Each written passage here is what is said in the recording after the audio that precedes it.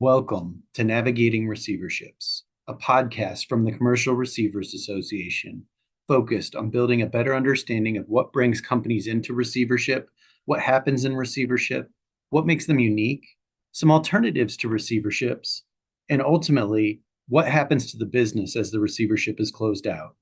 I'm one of your hosts, Eric Morcheski, CRA board member and CEO of Nimble Strategies.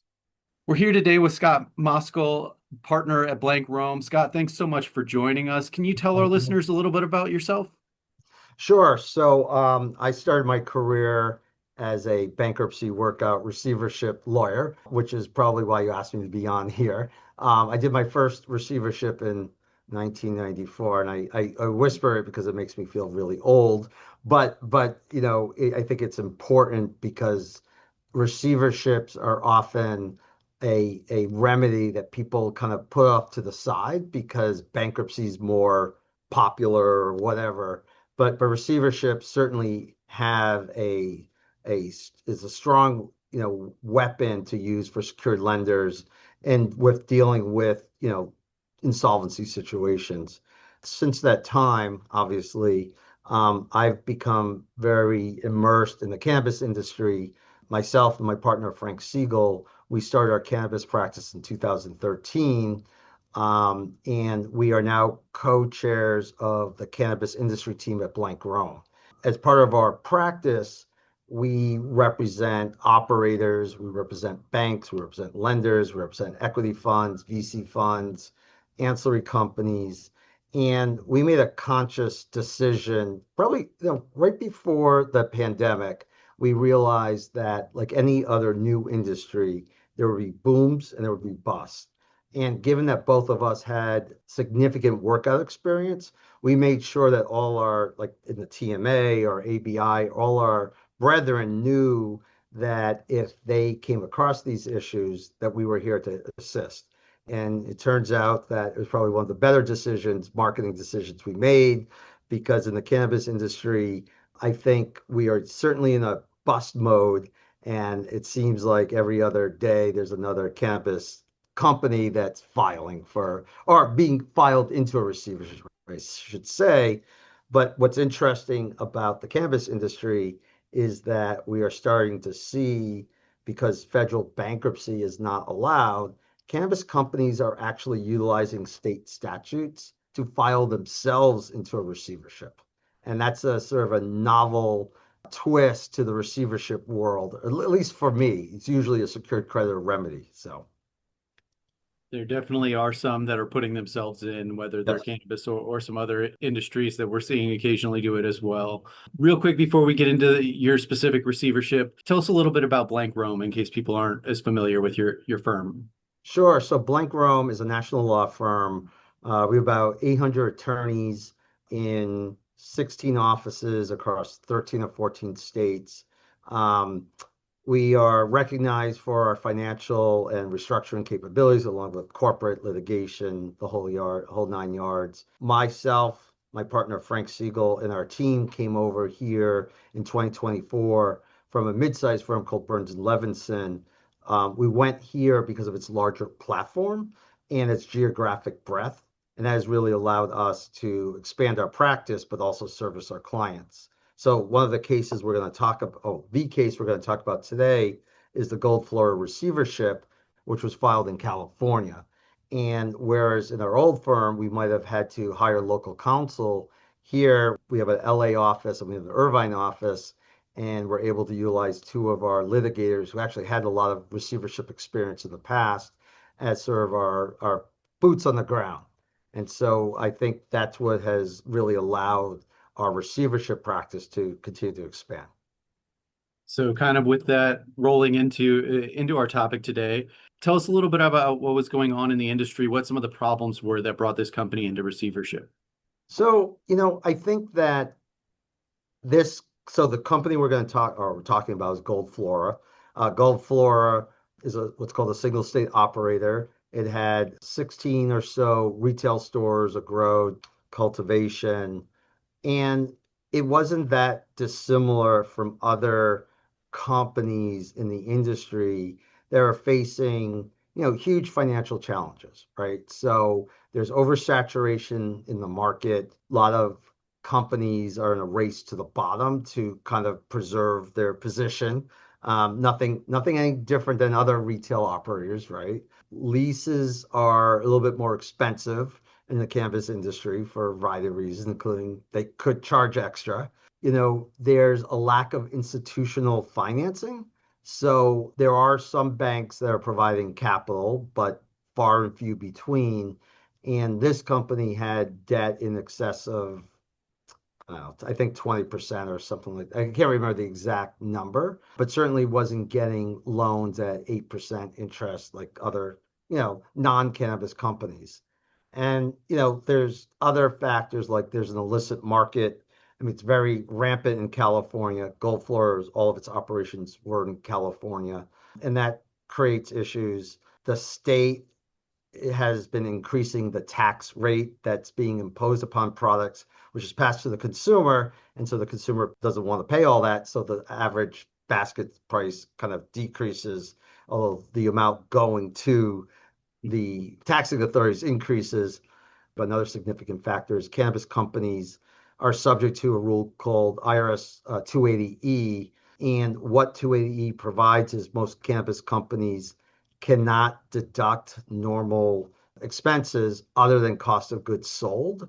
So, they can't deduct lease payments. They can't deduct utilities. They can't deduct employment, what they're paying their employees, go down the list. And so the effective marginal rate, because you can't deduct, is often 60% or higher. And in fact, in some instances where if it's only retail, sometimes, these are more like smaller operations, but oftentimes, although the company doesn't post a profit because of these unique rules, they are giving K1s to their investors, showing phantom income, because if you go through the whole tax code or whatever, if you can't deduct, then allegedly there's a profit, but there isn't. So that has caused a spiral for many of these companies. So I think in ways it's a perfect storm, for lack of a It better word. really is. I mean, we've seen that in a number of our receiverships in the industry as well, that pretty much everything you just touched on. And 280E always kind of leaves me with a little bit of a puzzled look on my face just because I can't deduct the things that are legal, like rent or employees, but I can deduct the cost of goods sold, like the cannabis. Um, Well, well, I will say I will go even a step further because I had this yeah. conversation actually when I was at the TMA conference last month, where I think it was a banker or a financial advisor was confused that wait, it's federally illegal, but yet you still have to pay taxes. Never mind the fact that you can't deduct. So, there's a lot of misunderstanding out there, but it does seem kind of odd that you could pay full taxes, but you don't get treated like every other taxpayer in the Commonwealth. Oh, not the Commonwealth, where are we? The United States. So, Yeah. Yeah. So diving in then, this company got brought to you. I think you, in this case, you represented the receiver, correct? so in this Or, case, so we had represented Gold Flora uh, traditionally for the last 2 or 3 years. What happened was Gold Flora was facing a perfect storm of creditors. They were facing a potential another alternative receivership process. They were stuck in a series of litigations that were more legacy litigations from a company that had purchased a few years prior. And so again, we hate using these types of cliches, but there is no better cliche than a perfect storm. So under California, in fact, most states have a statute where the state corporate or LLC codes allow for a company to file itself into a receivership in aid of a dissolution or liquidation. And so that's what we did with respect to the Gold Flora entities. We threw ourselves into a receivership. Richard Orman from Stone Blossom was named the receiver, and as company counsel remained to assist the receiver in various issues, a lot dealing with financings and the sale of the company's assets, which was the primary focus of the case, to sell the assets, preserve value, and do what was needed to really protect the assets, but also the employees, as opposed to having this dissolved and really have no value add to anyone. By preserving this as a going concern, we protected, hundreds and hundreds of jobs. And that is something that I think people forget about receiverships, that if done correctly, yes, the owners aren't necessarily going to get repaid, or paid at all. Usually equity doesn't. But if we can preserve jobs for people, that's something that is important. And I say this to all my younger associates when they first start working on a case like this, like, don't forget, yeah, we're filing all these motions and drafting all this corporate papers and blah, blah, blah. But at the end of the day, you're saving 500 people from going on unemployment potentially. And so, we're actually doing something I think helpful for society, despite the fact that, we're going through an insolvency judicial proceeding. And I'm sure, Eric, you as a receiver, you see this all the time and kind of feeds the soul. Yeah, I, I mean, we usually have to go in and I find myself saying it a lot. Look, like we didn't create the problem as the receiver. We're here to fix it as cleanly as we can. We can't promise that everyone's going to keep a job after a new company comes in to run it, but we're going to do our best to keep as many people employed as possible. And we Um, ripped it. We had to rip people, right? I mean, yeah. there's no alternative. A lot of times, there's probably should have had a few layoffs prior to the filing of the receivership. Mhm. But, at the end of the day, if you can preserve 75% or more, I mean, that's important. Yeah. Yeah, and I mean we've had some where we've sold it and companies have bought them and grown them, and so the jobs have just gone up, not down. So I mean Yep. it varies obviously case to case, and in this case, you're in a unique position because you came in to a company that you and your client had historical background in. You're basically Right. the plaintiff and the defendant, and then engaging the receiver. Presumably, there was not a huge fight over who the receiver was because you were Right. Right. Although representing the entity. we have represented secured lenders in Yeah. these instances. Some are disputed and some aren't so disputed. And, you know, I think one of the bigger problems in selecting a receiver in the cannabis industry is there are so few receivers who have that type of experience. And I'm not saying that, you, Eric, couldn't learn the industry on the fly, but there's a lot of peculiarities. Like cannabis, if you think about it, it's an agricultural play because they grow, it's an ag company. It's a retail play Mhm. because they're selling to consumers. It's a consumer product play if they have brands that they're trying to create, and it's a real estate play. And so Manufacturing, like, I mean, yeah, keep on there's going all, down the list. yeah. I mean, I it's mean, yeah, it covers everything if they're fully vertically integrated, and it makes it to where, it's rare that one person's going to have all that knowledge, and a right. team can be the critical component to Agreed. ensuring success. Yeah. And I know Uh, you are doing, you have learned and you have done cannabis receiverships as well. And there's really a short list across the country. Also, a lot of traditionally receiverships were for real estate, and it's only slowly it's become a remedy for operating entities. So a lot of that experience is missing in terms of you got to not only do you know how to sell real estate or collect rents, right? But you have to know how to operate this company, or at least know who to ask how to operate the company, and like learn the lingo and learn the industry, which is can be difficult and trying. So with Gold Flora, you did have this vertically integrated, Yes. and you did have all of these, like you said, maybe 500 employees. What what actions were taken to make sure that you could ensure that as many people could keep their jobs as possible? What actions were taken that could help ensure secured creditors were paid back? What happened in the receivership? So, in the receivership, this was in many ways a unicorn from a receiver perspective because there was not one senior secured that had a lien on all the assets. So someone had 2 million here and someone had 3 million there. As more often than not, there's one behemoth or 800-pound gorilla who Mhm. has a lien on all the assets and so is approving budgets and whatnot and has a lot more control because it's their collateral. Here we didn't have that so as much. And so we were able to really blaze our own path. Like we didn't need to have anyone approve budgets per se. But I will say this, the company was struggling with cash flow, and we were able to obtain a $10 million receivership certificate. East West provided the financing, and we were fortunate, right? Because it's difficult for an insolvent entity to obtain credit, in the best of times.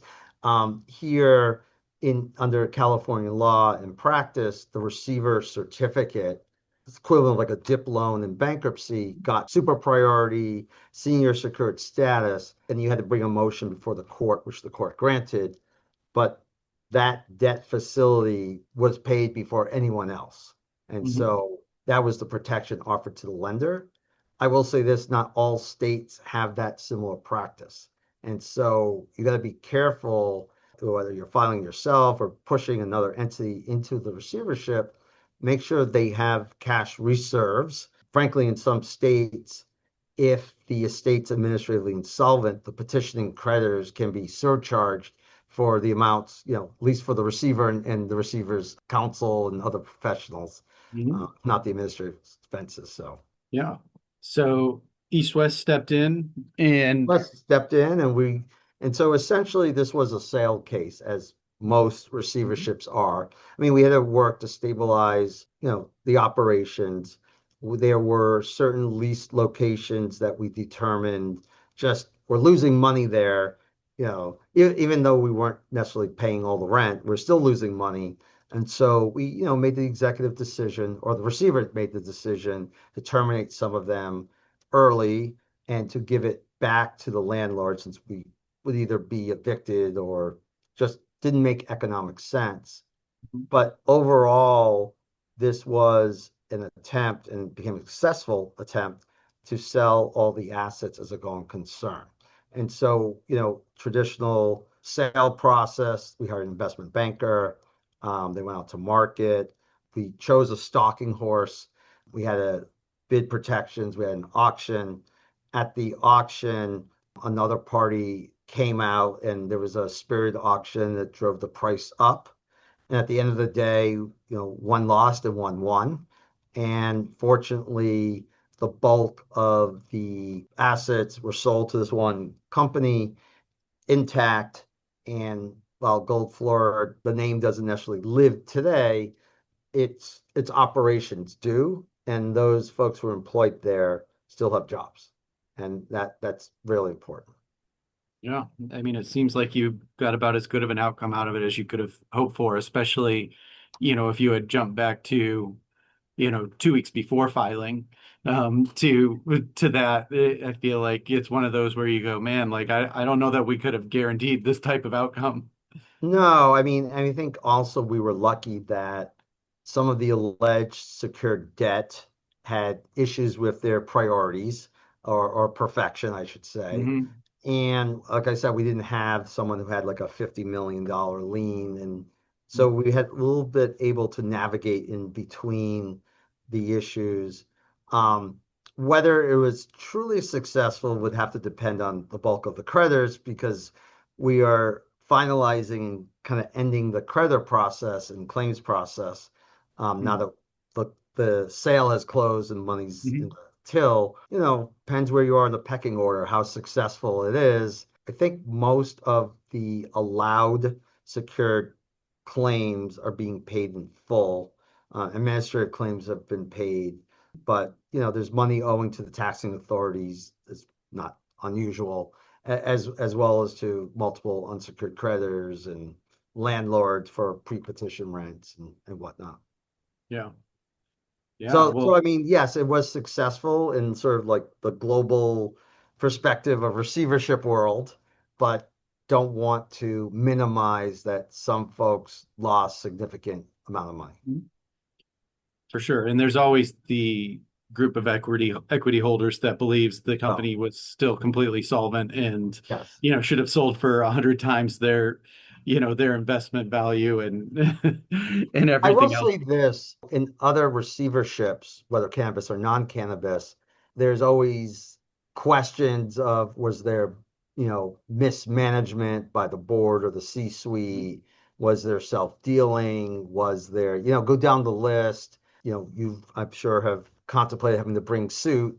Here, this was clean. And I say clean because not only none of the creditors came and said a demand saying, hey, the board stole the company, stole money, Mhm. fleeced the company. Can you go after them or something like that? So again, maybe a unicorn in that we had a clean company to begin with. I mean, in fact, at the time of the filing, I think the board was owed hundreds of thousands of dollars that in past board payments that it just company didn't make. So if anything, they had a claim as well, which Yeah. anyways, but Yeah. So you've wrapped up the sale. You're kind of at a point where you believe most of your secured creditors are getting paid. What were kind of some of your takeaways from this case?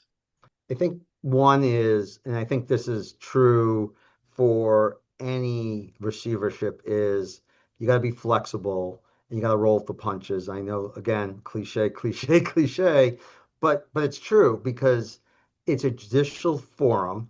You never know who's going to come out of the woodwork to utilize that forum. So, like let's say you were doing a foreclosure, Article 9, whatever, go down the list. There's not a judge, there's not some place to air your grievances.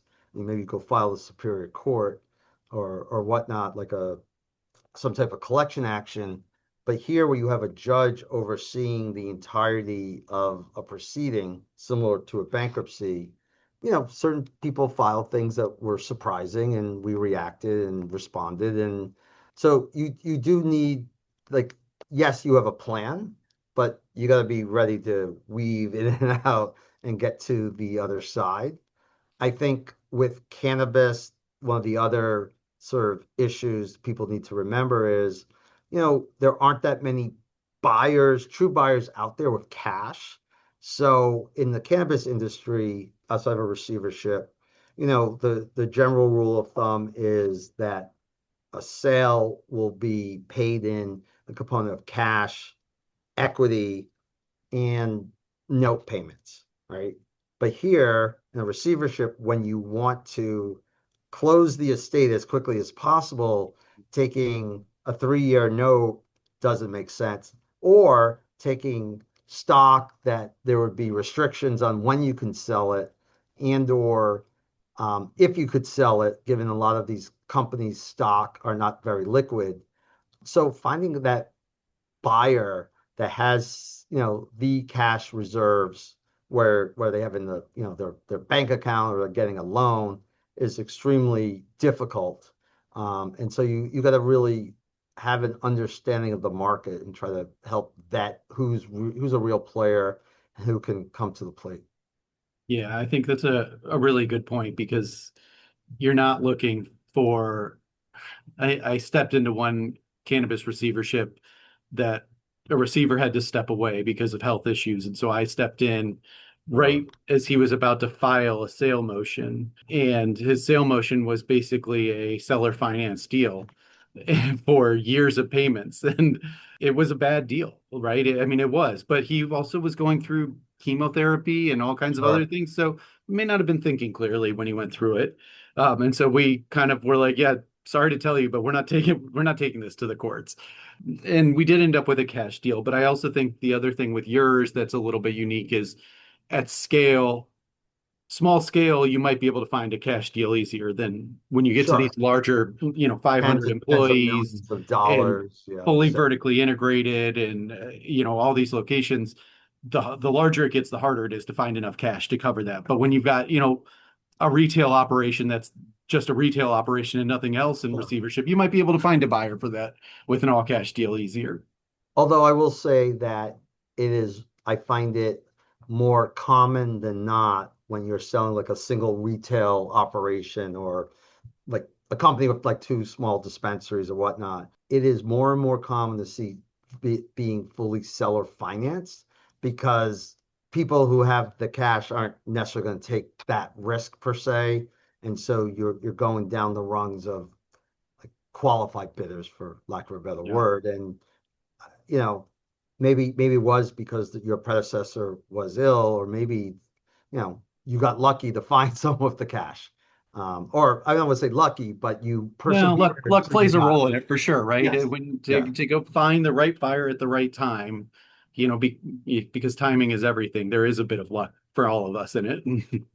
There's a lot of luck, I think. I Yeah. mean, our stalking horse we found kind of at the 11th hour.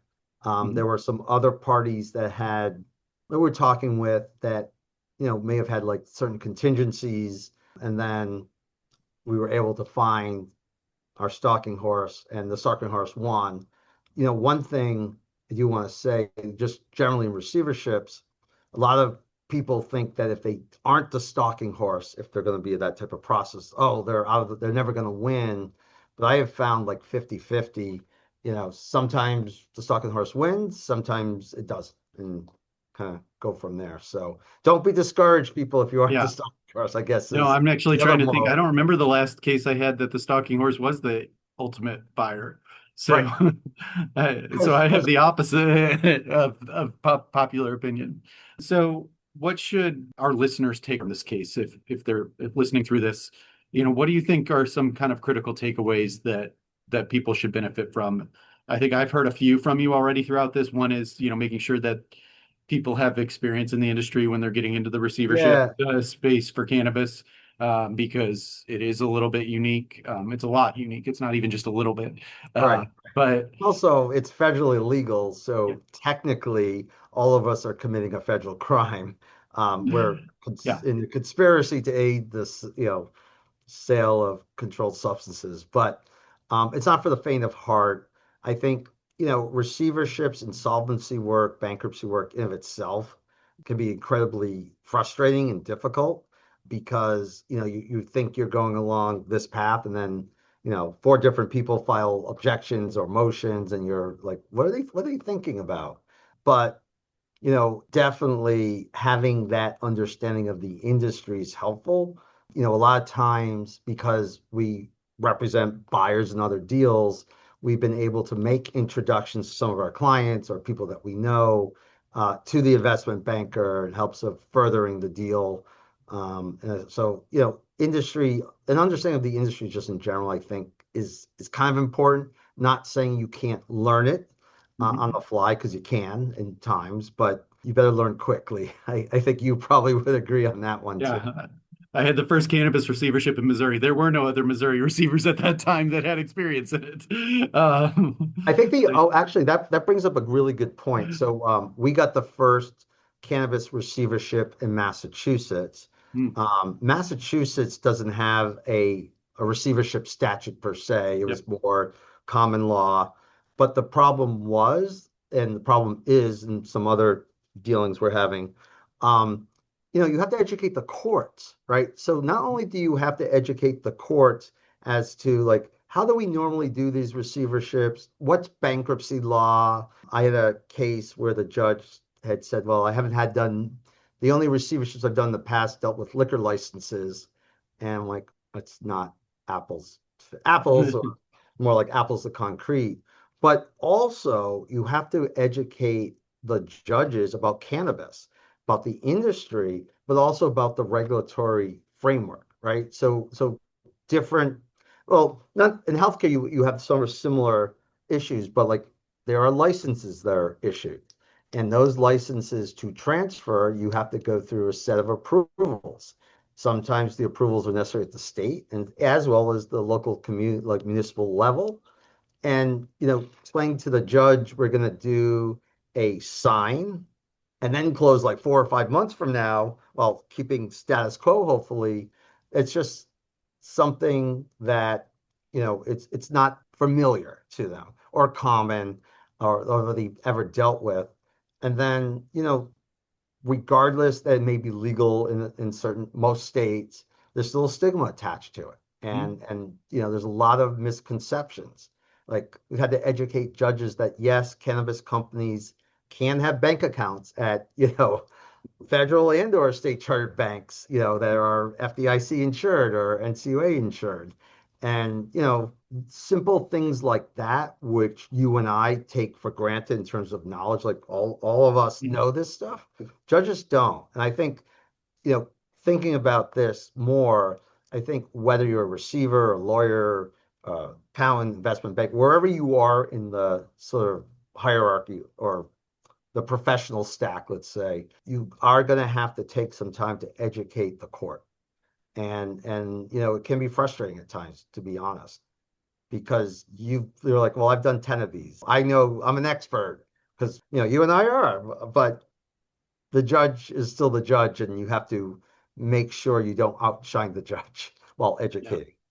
Well, and it's not, from my perspective, it's not just the courts. Like after our first cannabis receivership, we sat down with the Department of Health and Oh, Senior Services in Missouri, who runs the cannabis in yes, Missouri, and talked to them about what is a receivership and what their role is and what their rights are so that they could better understand it. Because what we yes. didn't want is for them to just come in and be like, this is a change of ownership and therefore we're revoking the license for us or Well, for anyone else, right? And it's not a change of ownership. I don't own it, right. but I mean, it's essentially it's not dramatically different than like the MSAs that most states will approve in a heartbeat.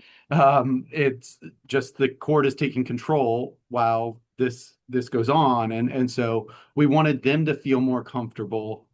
So again, it's not just the courts; it's all the government entities involved, making sure that they're on board and understanding of what's going on and how they can exercise their own rights.